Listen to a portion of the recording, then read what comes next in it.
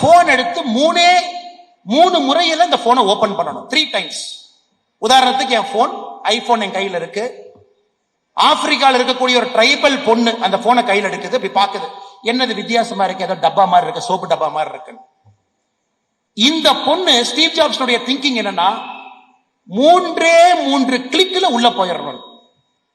First click, phone open ஆயிடுச்சு. First click, நான் phone பண்ணேன். செகண்ட் கிளிக், ஓபன் பண்ணிட்டேன். தேர்ட் கிளிக், போன் பண்ணிட்டேன். இதுக்கு முன்னாடி 9 1 2 3 4 0 7 3 7. ஸ்டீவ் ஜாப்ஸ் அவங்க டீமுக்கு சொல்லுவாங்க, சிம்பிளிசிட்டி சிம்பிளிசிட்டி சிம்பிளிசிட்டி. இல்ல சார் 4 டைம்ஸ் பண்ணிட்டேன், பத்தாது, 3 டைம்ஸ். இல்ல 5 இதுல பண்ணிடுறோம், இல்ல 3ல வேணும். Today apple is going for single button, ஒரே பட்டன். என்ன? வாய்ஸ்.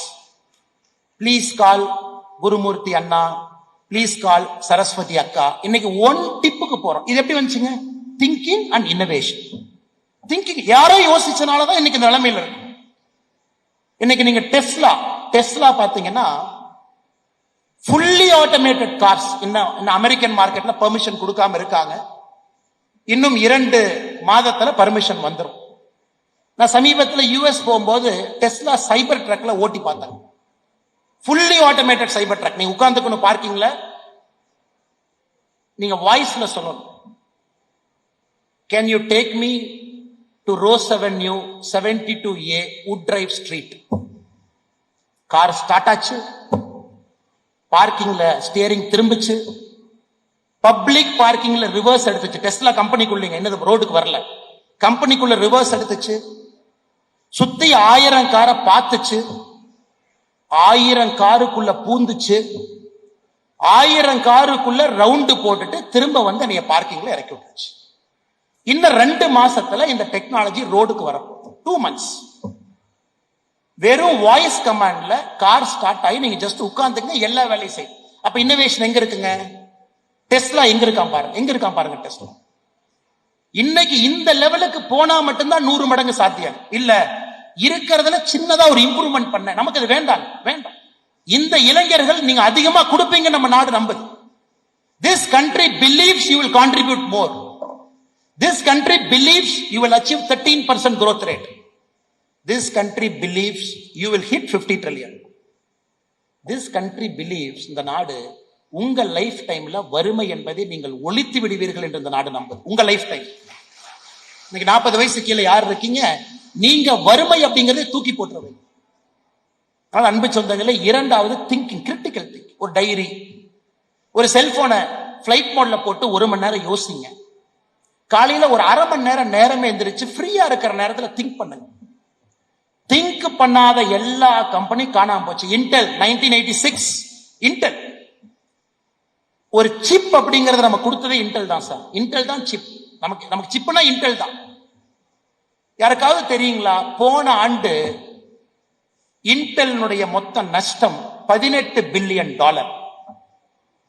ஒரு இன்டெல் நிறுவனம் நமக்கு சிப்பு கொடுத்த கம்பெனி, போன வருஷம் அவங்களுடைய நெட் லாசஸ் $18 பில்லியன். 1986க்கு பிறகு இன்டெல் நிறுவனத்தினுடைய முதல் லாஸ் போன வருஷம். ஏன்? நிவிடியா வந்து சாப்பிட்டான். இன்டெல் திங்க் பண்ணாத இடத்துக்கு நிவிடியா போயிட்டான். கேமிங் பத்தி இன்டெல் திங்க் பண்ணல, நிவிடியா திங்க் பண்ணான். கிராபிக்கல் ப்ராசஸிங் யூனிட் ஜிபியூ பத்தி திங்க் பண்ணல, நிவிடியா திங்க் பண்ண. இன்னைக்கு இன்டெல் போகாத இடத்துக்கு நிவிடியா போய் உட்கார்ந்து இருக்கான். சோ இன்டெல்னால அதுக்கு போக முடியல, அந்த சிப் இன்டெல்னால டெவலப் பண்ண முடியல. $18 பில்லியன். இன்னைக்கு எல்லாத்துக்குமே சிப்பு வேணும் சார்.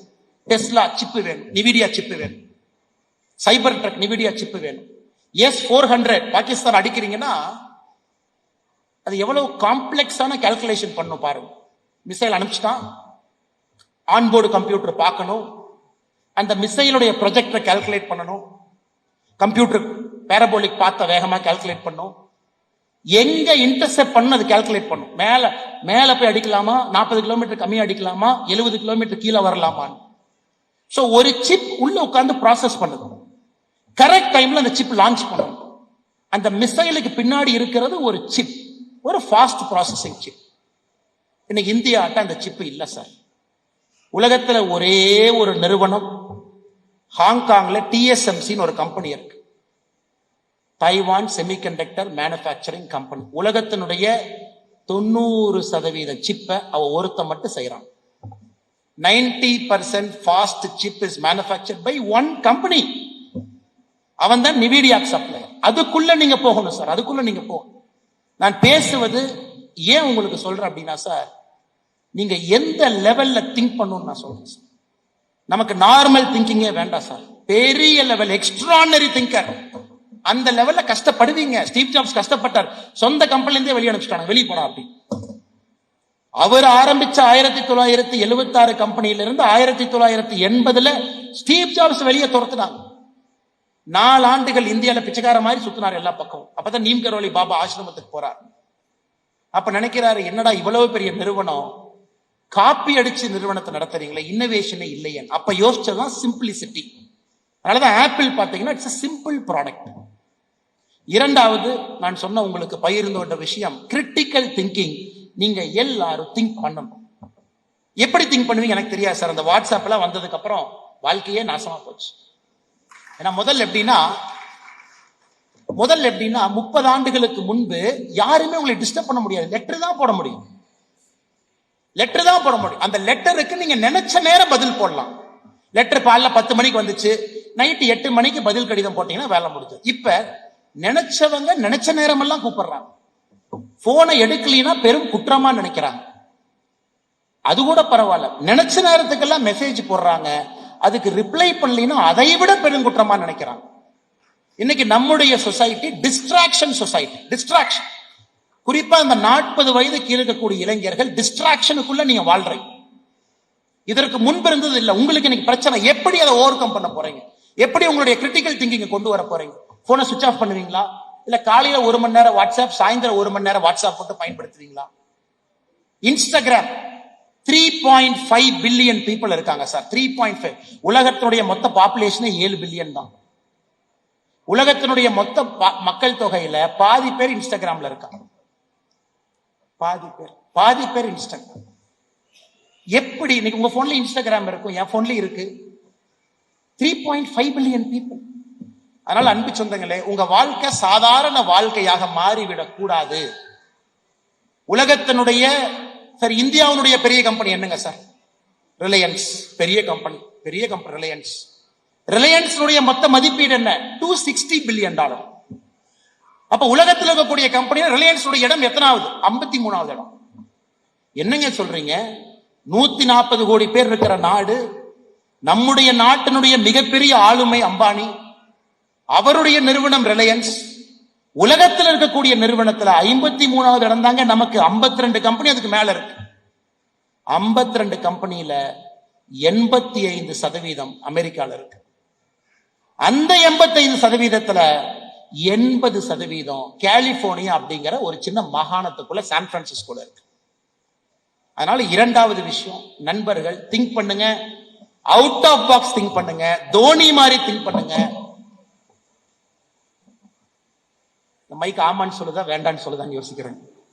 தோனி மாதிரி திங்க் பண்ணுங்க, விசில் போடுங்க. காலைல இறையன்பு சார் பேசினாங்க, விசில் போடுறத பத்தி உங்களுக்கு ரொம்ப டீட்டெயிலா பேசியிருக்காங்க. பெருசா திங்க் பண்ணுங்க சார். ஃபெயில் ஆனாலும் பரவாயில்ல, அதுல ஒரு குளோரி இருக்கு. நீங்க பெருசா திங்க் பண்ணி அதுல நீங்க தோத்தீங்கன்னா அதுல ஒரு குளோரி இருக்கு. வாழ்க்கை நல்லா பாருங்க சார். வாழ்க்கை யாரை கொண்டாடும்னா, ஜெயிச்சவனை கொண்டாடும், சில நேரத்துல தோத்தவனையும் கொண்டாடும். ஆனா வேடிக்கை பார்த்தவனை எப்பொழுதுமே கொண்டாடாது. நாம வேடிக்கை பார்க்கிற இடத்துல இருந்து இதை இப்படி பண்ணிருக்கலாமே, இதை அப்படி பண்ணிருக்கலாமே, தோனி 43 வயசுல இப்படி அடிச்சிருக்கலாமே, ஏன் அடிக்கல, அது வேடிக்கை பார்ப்பவன். ஆனா 43 வயசுல அந்த மனுஷன் கிரீஸ்ல நிக்கிறான்.